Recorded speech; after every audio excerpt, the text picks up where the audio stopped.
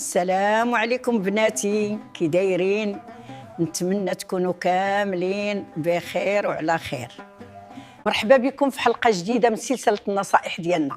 حلقه اليوم مهمه بزاف وغادي نهضروا فيها على موضوع كيعانيو منه بزاف ديال البنات، وهو كيفاش نهضروا مع الناس بثقه، كيفاش نبدلوا هذا الصمت المحرج. وبزاف منكم كيبعثوا ليا وكيقولوا لي كنحس براسي ما كنعرفش نفتح موضوع الا شي واحد هضر معايا، كنحس راسي حبست، كنخاف نهضر قدام الناس. وكنقول لكم اليوم راه هذا الشيء ماشي شي حاجه كتولد بها، هذا الشيء كيتعلم وكيجي مع الممارسه.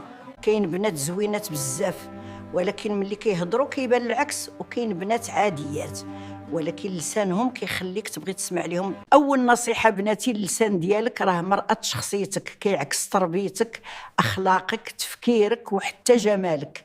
ثاني حاجه، قرايه قرايه قرايه. ما كنقولش تقراي عشرات الكتب، ولكن حتى شويه كل نهار قراي قصص، روايات، مقالات. ثالث نصيحه مهمه بزاف، فرقي بين قوه الشخصيه وقله الادب.